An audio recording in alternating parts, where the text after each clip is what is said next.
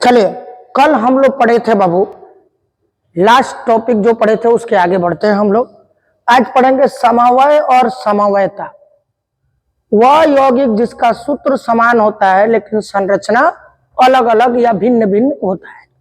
वह यौगिक जिसका सूत्र समान होता है लेकिन संरचना अलग अलग होता है उसे समवाय कहते हैं और इस प्रक्रिया को समवायता कहते हैं। अब इसको समझने के लिए यहाँ पर कुछ हम एग्जाम्पल लिख रहे हैं तो जल्दी समझ में आएगा। देखो कुछ लिख रहे हैं, ध्यान देना। CH3 CH2 CH2 CH2 CH3, ठीक है। CH3 CH ऊपर CH3 CH2 CH3। एक और एग्जाम्पल लिख रहे हैं, चलो इसको थोड़ा नीचे ही कर ले। CH3 CH ऊपर CH3 CH2 CH3। एक और एग्जाम्पल यहाँ लिख रहे हैं, देखो C ऊपर CH3 CH3 नीचे CH3 इधर CH3। कोई दिक्कत? अब देखो इस तीनों यौगिक को देखो, जो पूछेंगे बताओ। इसमें कार्बन का है 1 2 3 4 5, कार्बन 5, हाइड्रोजन 3 2 5 2 7 2 9 व 3 12, कार्बन 5 हाइड्रोजन 12। अब देखो इसमें भी देखो बाबू, कार्बन का है 1 2 3 4 5, हाइड्रोजन कितना है 3 3 6 1 7 2 9 व 3 12। इसमें भी देखिए बाबू, कार्बन का है 1 2 3 4 5, हाइड्रोजन कितना है 3 3 6 3 9 व 3 12।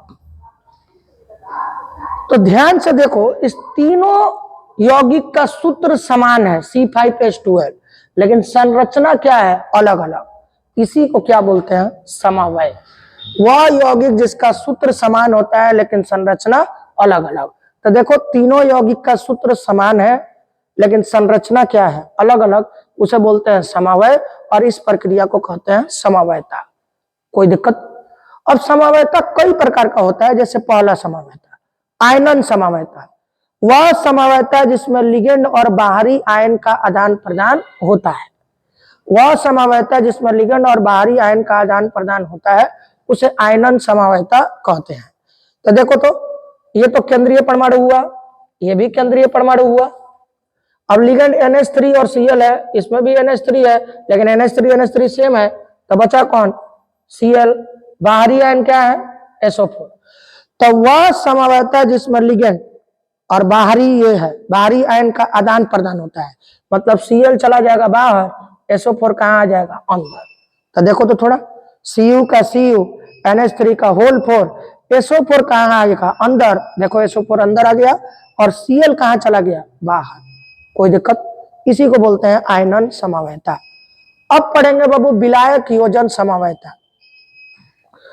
वह समवायता जिसमें जल के अणुओं की संख्या समान होती है लेकिन उनकी पोजीशन स्थिति क्या होती है? अलग अलग। देखो इसमें जल का गो है 4 गो, इसमें भी जल का गो है 3 और एक बाहर है 4। तो थोड़ा ध्यान से देखो, इसमें चारों जल अंदर है लेकिन इसमें 3 गो अंदर है और 1 गो बाहर है, तो पोजीशन अलग अलग है। तो वह समवायता जिसमें जल के अणुओं की संख्या समान होती है लेकिन उनकी स्थिति मतलब पोजीशन अलग अलग होती है। इसमें चारों का पोजीशन अंदर है लेकिन इसमें 3 गो अंदर है और 1 गो बाहर है, इसे बोलते हैं विलायक योजन समवायता। आगे बढ़ते हैं हम। अब देखो सामान्य समवायता। सामान्य समवायता वह समवायता जिसमें केवल लिगेंड का आदान प्रदान होता है। वैसा समवायता जिसमें जो कोष्ठ के अंदर लिगेंड होता है उसका आदान प्रदान हो जाए। देखो ध्यान से, इसमें लिगेंड क्या है? NH3, इसमें लिगेंड क्या है? H2O। आदान प्रदान हो जाए, लिगेंड का ही आदान प्रदान हो जाए। तो NH3 चला जाए इसके पास और H2O चला है इसके पास। तो मिलाते हैं थोड़ा, देखो Cu का Cu, उसके बाद NH3 है लेकिन NH3 तो चला जाएगा, उसके बदले क्या आएगा? H2O। तो Cu के बाद क्या आएगा? H2O का होल 4, फिर क्या? Cl। अब बोलो इसके बाद क्या है? Na। अब यहाँ H2O है तो H2O तो चला गया, तो आया क्या? NH3, NH3 का होल 4, फिर क्या? Cl। तो इसे बोलते हैं सामान्य समवायता। वह समवायता जिसमें लिगेंड का क्या होता है? आदान प्रदान होता है। तो लिगेंड NH3 का होल 4 इसके जगह पर चला गया और इसका लिगेंड इसके जगह पर आ गया। देखो वहां पर, कोई दिक्कत? अब देखो बंधनी या बंधन समवायता, वह समवायता जिसमें उभयदंती लिगेंड का उपयोग होता है। कौन लिगेंड? उभयदंती लिगेंड। कल के क्लास में बताए होंगे, वह लिगेंड जिसमें दो डाटा स्थान होता है उसे उभयदंती लिगेंड कहते हैं। तो वह समवायता जिसमें उभयदंती लिगेंड का उपयोग होता है उसे बंधनी समवायता कहते हैं। जैसे देखो HCN और क्या NCS, ये दोनों क्या है? उभयदंती लिगेंड है। कोई दिक्कत? क्लियर है? तो वह समवायता जिसमें उभयदंती लिगेंड का उपयोग होता है उसे बंधनी या बंधन समवायता कहते हैं। अब आगे बढ़ते हैं।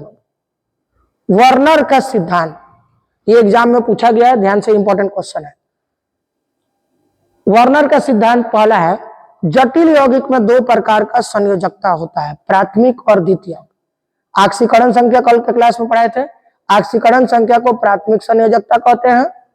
उप सहसंयोजन संख्या पढ़ाए थे कल के क्लास में, उप सहसंयोजन संख्या को द्वितीयक संयोजकता कहते हैं। आक्सीकरण संख्या को प्राथमिक संयोजकता, उप सहसंयोजन संख्या को द्वितीयक संयोजकता कहते हैं। द्वितीयक संयोजकता जटिल यौगिक के संरचना का क्या करता है? निर्माण करता है। जो द्वितीयक संयोजकता है, जो समन्वय संख्या है, वह जटिल यौगिक के संरचना का निर्माण करता है। लिगेंड अपने इलेक्ट्रॉन युग्म को केंद्रीय परमाणु को देता है। ये तो कल भी बताए थे कि लिगेंड अपना इलेक्ट्रॉन देकर केंद्रीय परमाणु से जुड़ता है। लिगेंड अपना इलेक्ट्रॉन देकर केंद्रीय परमाणु से जुड़ता है। कोई दिक्कत? एक बार और देख लेते हैं। वर्नर का सिद्धांत, यह जटिल यौगिक में दो प्रकार का संयोजकता होता है, प्राथमिक संयोजकता, द्वितीयक संयोजकता। आक्सीकरण संख्या को प्राथमिक संयोजकता कहते हैं, जबकि समन्वय संख्या या उप संयोजन संख्या को द्वितीयक संयोजकता कहते हैं। द्वितीयक संयोजकता जटिल यौगिक के संरचना का निर्माण करता है और लिगेंड अपना इलेक्ट्रॉन देकर केंद्रीय परमाणु को से जुड़ता है या केंद्रीय परमाणु को अपना इलेक्ट्रॉन दान करता है। तो दान कर क्या करता है? जुड़ जाता है। कोई दिक्कत? कल के वीडियो में बताए थे। आगे बढ़ते हैं। वर्नर सिद्धांत का दोष, इसका कुछ दोष भी है, ये भी एग्जाम में पूछ चुका है। जटिल यौगिक चुंबकीय गुणों का व्याख्या नहीं करता है, या जटिल यौगिक के चुंबकीय गुणों का व्याख्या नहीं करता है, या जटिल यौगिक के रंगों का व्याख्या नहीं करता है। कोई दिक्कत? या जटिल यौगिक के चुंबकीय गुणों का व्याख्या नहीं करता है, या जटिल यौगिक के रंगों का व्याख्या नहीं करता है। अब पढ़ना है बाबू क्रिस्टल क्षेत्र सिद्धांत। जटिल यौगिक लिगेंड और केंद्रीय परमाणु, जटिल यौगिक में लिगेंड और केंद्रीय परमाणु के बीच स्थिर वैद्युत बल द्वारा, जटिल यौगिक में लिगेंड और केंद्रीय परमाणु स्थिर वैद्युत बल द्वारा आपस में जुड़े होते हैं। देखो एक एग्जांपल कल बताए थे ऐसा, देखो Fe लिखे थे और CN 6 को लिखे थे, CN CN CN CN, ये CN ये CN। तो याद होगा कल बताए थे आपको, इसको बोलते हैं लिगेंड। क्या बोलते हैं? लिगेंड। और ये है केंद्रीय परमाणु।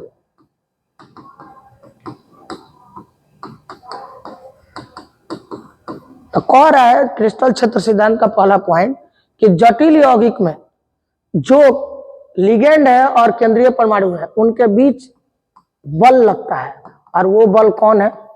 स्थिर वैद्युत बल या कूलॉम बल। तो जटिल यौगिक में लिगेंड और केंद्रीय परमाणु स्थिर वैद्युत बल या कूलॉम बल द्वारा आपस में जुड़े होते हैं। केंद्रीय परमाणु, जो ये केंद्रीय परमाणु है, या तो ऋणात्मक लिगेंड से जुड़ता है या अणु के ऋणात्मक भाग से जुड़ता है। यही है क्रिस्टल क्षेत्र सिद्धांत। ध्यान से, जटिल यौगिक में लिगेंड और केंद्रीय परमाणु स्थिर वैद्युत बल द्वारा आपस में जुड़ते हैं। ये लिगेंड, ये केंद्रीय परमाणु, दोनों के बीच एक बल लगता है जिसे स्थिर वैद्युत बल या कूलॉम बल कहते हैं। केंद्रीय परमाणु जो ये है, ये या तो ऋणात्मक लिगेंड से जुड़ता है या तो अणु के ऋणात्मक भाग से जुड़ता है। कोई दिक्कत? तो क्रिस्टल क्षेत्र सिद्धांत का भी कुछ सीमा है।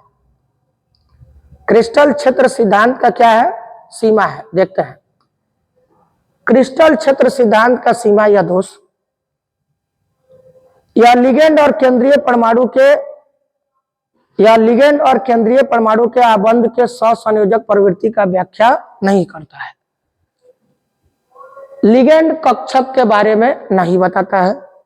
धातु के S और P के कक्षकों के योगदान को यह नजरअंदाज करता है। धातु में S P D भी होता है, तो D को तो ये सब वर्णन करता है, लेकिन S और P को क्या करता है? नजरअंदाज करता है। यह स्पष्ट नहीं करता है कि क्यों कुछ धातुएं अधिक विखंडन प्रदर्शित करती हैं और कुछ धातुएं कम विखंडन प्रदर्शित करती हैं। यह क्रिस्टल क्षेत्र सिद्धांत का सीमा या दोष। फिर से एक बार देख लीजिए। यह लिगेंड और केंद्रीय परमाणु के आबंध के सहसंयोजक प्रकृति का व्याख्या नहीं करता है। ये लिगेंड कक्षक के बारे में नहीं बताता है। धातु के एस और पी के कक्षकों के योगदान को यह नजरअंदाज करता है। कौन? क्रिस्टल क्षेत्र सिद्धांत। यह स्पष्ट भी नहीं करता है कि क्यों कुछ धातुएं अधिक विखंडन प्रदर्शित करती हैं और क्यों कुछ धातुएं कम विखंडन प्रदर्शित करती हैं। कोई दिक्कत? क्लियर है? आगे देखते हैं हम लोग। अभी हम लोग पढ़ रहे थे क्रिस्टल क्षेत्र सिद्धांत, ठीक है। देखिए यही पढ़ रहे थे क्रिस्टल क्षेत्र सिद्धांत। इसके बाद पढ़े क्रिस्टल क्षेत्र सिद्धांत का सीमा। अब पढ़ेंगे क्रिस्टल क्षेत्र विभाजन या विपाटन। देखो, समान ऊर्जा वाले डी उपकक्ष को दो भागों में बांटा जाता है। इसे क्रिस्टल क्षेत्र विभाजन या विपाटन कहते हैं, ठीक है। देखो ध्यान से देखो,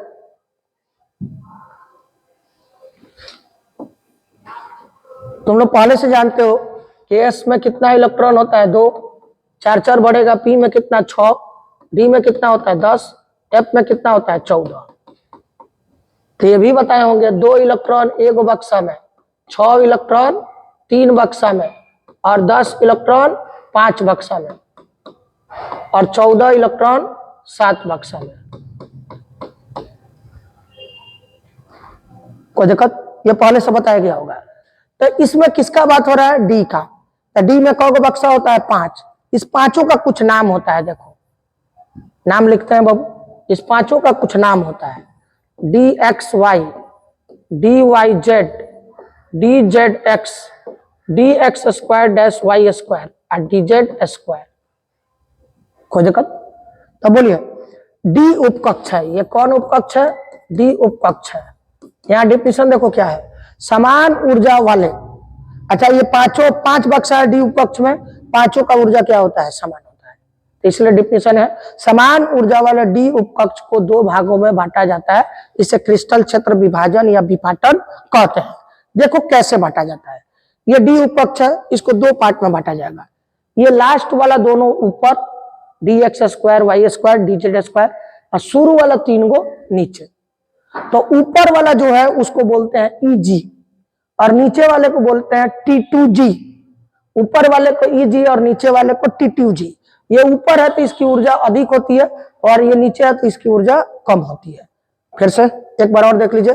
समान ऊर्जा वाले डी उपकक्ष को 2 भागों में बांटा जाता है। उसे क्रिस्टल क्षेत्र विपाटन कहते हैं। ये डी उपकक्ष है, सबका अलग अलग नाम है। 2 पार्ट में टूटेगा। ये 2 गो ऊपर और ये 3 गो नीचे। ऊपर वाले को ईजी बोलेंगे, नीचे वाले को T2G बोलेंगे। तो ऊपर वाले की ऊर्जा अधिक होगी, नीचे वाले की ऊर्जा कम होगी। जब बांटने के बाद, बांटने के पहले तो सबका ऊर्जा क्या है? समान। बांटने के बाद इसकी ऊर्जा अधिक हो जाएगी, इसकी ऊर्जा कम। तो देखो यहाँ लिखा गया है ईजी की ऊर्जा अधिक, T2G की ऊर्जा कम। बताओ मान लो अगर ये ऊर्जा अधिक है, मान लो 100 है और ये ऊर्जा मान लो 60 है, तो कितना का अंतर है दोनों में? तो 40 का अंतर है। इसी 40 ऊर्जा के अंतर को क्रिस्टल क्षेत्र अस्थायीकरण ऊर्जा कहते हैं। देखो ईजी और T2G के ऊर्जा में अंतर को क्रिस्टल क्षेत्र अस्थायीकरण ऊर्जा कहते हैं। कोई दिक्कत? क्लियर है? आगे बढ़ते हैं हम लोग। धातु कार्बोनिल। जब धातु कार्बन मोनोऑक्साइड के साथ जुड़ता है तो धातु कार्बोनिल का निर्माण होता है। सिंपल डिफिनेशन है। जब धातु किसके साथ जुड़ेगा या किसके साथ रिएक्शन करेगा? कार्बन मोनोऑक्साइड से, तो क्या बनेगा? धातु कार्बोनिल। तो देखो निकल क्या है? धातु। कार्बन मोनोऑक्साइड का फॉर्मूला CO 4 गो है, तो NiCO का होल 4 होगा, इसी को बोलेंगे धातु कार्बोनिल। Fe क्या है? लोहा धातु। कार्बन मोनोऑक्साइड का गो है 5 गो, तो FeCO का होल 5, इसी को बोलते हैं धातु कार्बोनिल। धातु कार्बोनिल विषैला और उड़नशील होता है। इसका उपयोग उत्प्रेरक के रूप में होता है। कोई दिक्कत? क्लियर है? आगे बढ़ते हैं बाबू।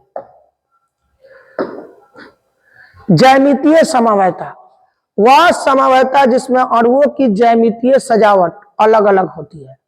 वह समवायता जिसमें अणुओं की ज्यामितीय सजावट अलग अलग होती है उसे ज्यामितीय समवायता कहते हैं। कोई दिक्कत?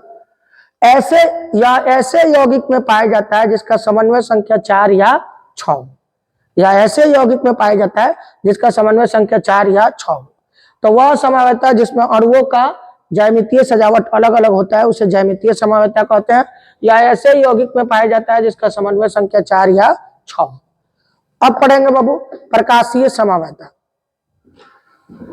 यह कायरल कार्बन वाले यौगिक में पाया जाता है। कायरल कार्बन पहले भी बताए थे, अब ऑर्गेनिक पढ़ाएंगे 18-19 तारीख से, तो उसमें भी बताएंगे। वह कार्बन जिस पर 4 समूह जुड़ा हो लेकिन चारों क्या हो, अलग अलग हो, उसे कायरल कार्बन कहते हैं। कभी बताए होंगे चैप्टर में, ग्लूकोज में कायरल कार्बन की संख्या 4 होती है, ऑब्जेक्टिव में खूब पूछता है। तो यह कायरल कार्बन वाले यौगिक में पाया जाता है और इसका समन्वय संख्या 4 या 6 होना चाहिए। यह कायरल कार्बन वाले यौगिक में पाया जाता है और इसका समन्वय संख्या 4 या 6 होना चाहिए। इसका समन्वय संख्या 4 या 6 होना चाहिए। कोई दिक्कत? अब बढ़ते हैं हम लोग लास्ट टॉपिक की तरफ, ध्यान से। इससे न्यूमेरिकल क्वेश्चन भी आता है, आपके असाइनमेंट में न्यूमेरिकल नहीं होगा इसका, लेकिन हम बताते हैं आपको। देखिए, प्रभावी परमाणु क्रमांक या प्रभावी परमाणु संख्या, इफेक्टिव एटॉमिक नंबर, जिसको किससे दिखाते हैं? EAN से। कोई दिक्कत? देखो इधर, किसी जटिल यौगिक में केंद्रीय परमाणु या आयन से संबंधित कुल इलेक्ट्रॉन की संख्या को, किसी जटिल यौगिक में केंद्रीय परमाणु या आयन से संबंधित कुल इलेक्ट्रॉन की संख्या को प्रभावी परमाणु संख्या कहते हैं। फिर से ध्यान से देखिए, किसी जटिल यौगिक में, कोई जटिल यौगिक में केंद्रीय परमाणु या आयन से संबंधित कुल इलेक्ट्रॉन की संख्या को प्रभावी परमाणु क्रमांक या संख्या कहते हैं। फॉर्मूला देखो, EAN से दिखाते हैं इफेक्टिव एटॉमिक नंबर। धातु का परमाणु संख्या माइनस ऑक्सीकरण संख्या प्लस 2 गुणे उप संयोजन या समन्वय संख्या। चलो बनाते हैं क्वेश्चन। देखो इधर, बोलो यही धातु है, इसमें Fe लोहा क्या है? धातु। तो बोलो इसका EAN निकालना है। ध्यान से देखेंगे बाबू, EAN निकालने के लिए धातु का क्या होगा? परमाणु संख्या। तब बाबू लोहा का परमाणु संख्या होता है 26, ये तो नॉर्मली जानते ही होंगे। माइनस कौन संख्या? ऑक्सीकरण संख्या, जो कल के वीडियो में पढ़ाए थे। ऑक्सीकरण संख्या निकाल कर यहाँ लिखे हुए हैं, आप निकाल सकते हैं अलग से। कितना होगा ऑक्सीकरण संख्या? 2 प्लस 2 गुणे समन्वय संख्या।